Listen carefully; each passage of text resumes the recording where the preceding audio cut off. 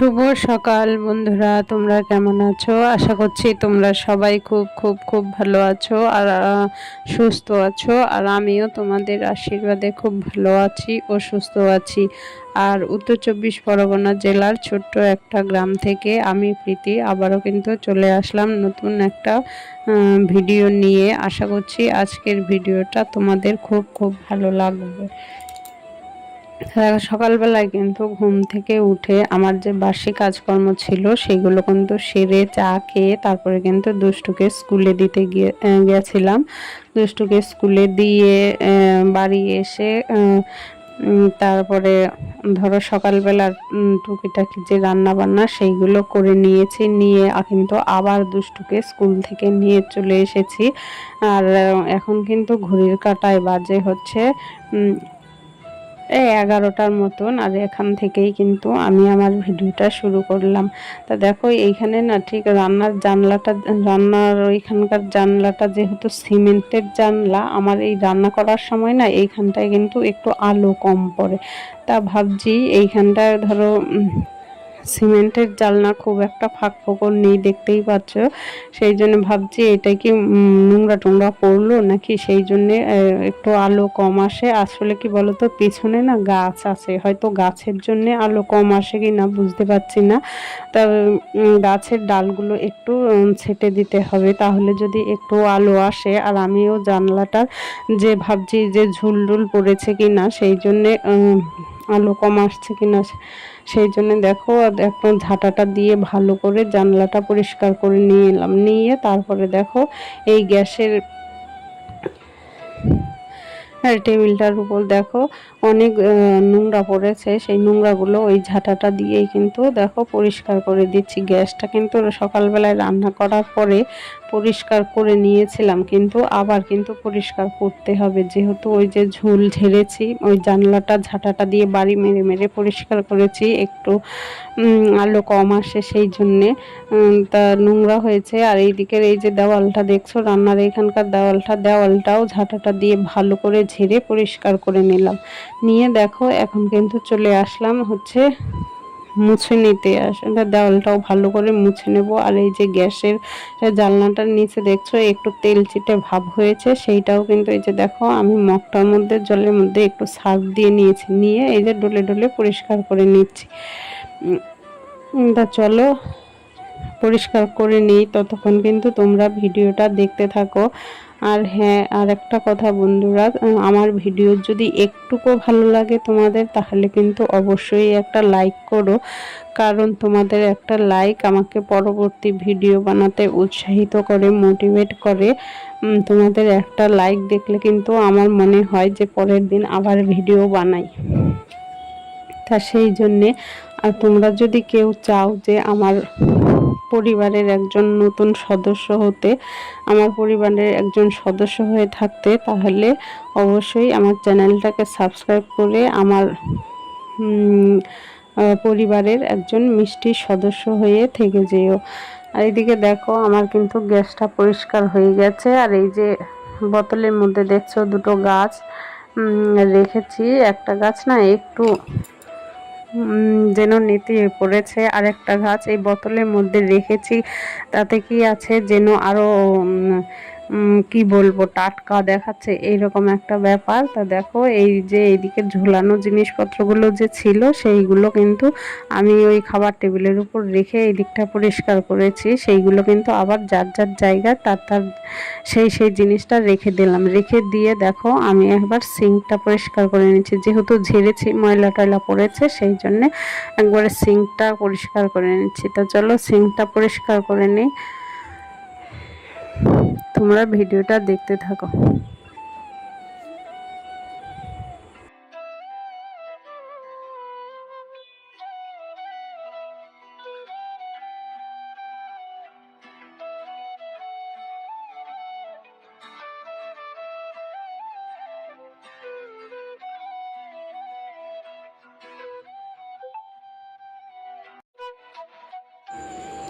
সিঙ্কটা পরিষ্কার করে দেখো এবার এই দরজাটা পরিষ্কার করে নিচ্ছি। দরজাটা পরিষ্কার করে এইদিকে দেখো এই টেবিলটা মুছে নিয়েছি, মুছে নিয়ে এই যে চেয়ারটাও কিন্তু মুছে পরিষ্কার করে নিয়েছি। আসলে আমরা কিন্তু সব সময় উপরটাই পরিষ্কার করি, ভেতরটা কিন্তু সব সময় হয়ে ওঠে না, তাই না? তাই এখন চেয়ারটা দেখো ঘুরিয়ে পেছন দিক সামনের দিক ভালো করে মুছে পরিষ্কার করে নেব। আর আজকে যেহেতু আমার সকাল সকাল রান্না হয়ে গেছে, সেই জন্য ভাবলাম যে রান্নাঘর যে ধরো ডিপ ক্লিনিংও বলতে পারো, সেইটা আজকে একটু করে নেব। যেহেতু আর রান্না বান্না নেই, সকালবেলায় হয়ে গেছে, সেই জন্যে অনেকটা সময় হাতে আছে, সেই সময়টার মধ্যে আমি এই কাজগুলো করব। আবার কালকে হয়তো সময় হবে না, তা সেই জন্য ভাবলাম যখন সময় হয় তখন যে কাজটা করব, যখন যেরকম সময় হয় সময় বুঝে কাজ করে নেওয়া ভালো। না হলে সময়ের অপেক্ষায় যদি ফেলে রাখি তাহলে কিন্তু সেই কাজটা কখনো হবে না। কারণ সময় তো আর আমাদেরকে বলবে না যে এই সময় কাজ করো, তাই না? সময় আমাদেরকে নিজেদেরই বের করে নিতে হবে, সময় নিজের থেকে কখনো হবে না। সেই জন্য সময়টা যদি আমরা নিজের থেকে বের করে নিয়ে সংসারের কাজকর্মগুলো করি তাহলে কিন্তু গুছিয়ে কাজকর্মগুলো করা যায়। আর এইদিকে দেখো রান্নাঘরের কাজকর্ম করে চলে আসলাম এই ঘরে দেখো আটা জামা কাপড়গুলো পরে আছে, সেই জামা কাপড়গুলো ভাঁজ করে নিচ্ছি। আর দুষ্টু এসে স্কুল থেকে এসে টিভি দেখছে, আর ওর মুখে না কি একটা হয়েছে যে ও এই দুদিন কিছু খেতে পারছে না, কথাও বলতে পারছে না। কথা বললে যেন মুখে মানে যত চুপ করে থাকে, মুখটা বন্ধ করে রাখে, ততই যেন ভালো। আর কোনো কিছু কথা বলতে গেলে না মুখের ভিতরে ওই যে কি ফুসকুড়ির মতো একটা হয়েছে, সেটা না প্রচণ্ড ব্যথা। তো যাই হোক, একটু হোমিওপ্যাথি ওষুধও নিয়ে আসলাম ওকে স্কুল থেকে নিয়ে আসার সময়। তা ডাক্তার ওইখানে 1 ডোজ ওষুধ খেতে দিয়েছে, আর 1 ডোজ ওষুধ দিয়ে দিয়েছে, ওইটা নাকি কালকে সকালে খেলে ঠিক হয়ে যাবে। কিন্তু স্কুল থেকে আসার পরে আমি একটু ওকে বললাম যে হা কর তো দেখি কি হয়েছে। ভালোই ওইটা হয়েছে, একটা ঘামাচির মতো ফুসকুড়ি হয়েছে, হয়ে না ওইটা সাদা হয়ে গেছে, জানি না কি হয়েছে। ছোট মানুষ তো ব্যথা পাচ্ছে, কষ্ট পাচ্ছে। ওর থেকে যদি ধরো আমাদের বড়দের হতো, আমরা কিন্তু সেইটা বুঝে শুনে একটা ব্যবস্থা করতে পারতাম, তাই না? আর ও যেহেতু ছোট মানুষ, সেই জন্যে ও কিন্তু বুঝতে পারছে না, যেই কথা বলতে যাচ্ছে সেই ওর ব্যথা করছে, কান্নাকাটি করছে খুব। তা যাই হোক, ওর ওইটা সেরে গেলে দেখি ভালো। আর ওইদিকে দেখো আলনাটা গুছিয়ে কিন্তু আমি চলে আসলাম। এই যে দেখছো এই জায়গাটা কিছু জুতো ছিল, সেই জুতোগুলো আমি গুছিয়ে রেখে আবার এই ঘরে চলে আসলাম। এই যে হারমোনিয়ামের টেবিলটা দেখছো, উপরে হারমোনিয়ামটা রেখেছি আর নিচে তবলাটা রেখেছি। আসলে সেই জায়গাটায় না একটু ধুলোবালি পড়ে, মানে ঘর ঝাড় দেওয়ার সময় উড়ে গিয়ে পড়ে কিনা জানি না, সে হয়তো সেই রকমই হবে। আর যেহেতু এখন গরমকাল, সব সময় ফ্যান চলে, সময় বিশেষ বাইরের হাওয়াও ঘরে আসে, সেই জন্য হয়তো এই যে নিচটা প্রচণ্ড ধুলোবালি পড়ে। সেই জন্য দেখো টেবিলটা মুছে তারপরে হচ্ছে নিচটাও মুছে পরিষ্কার করে দিল।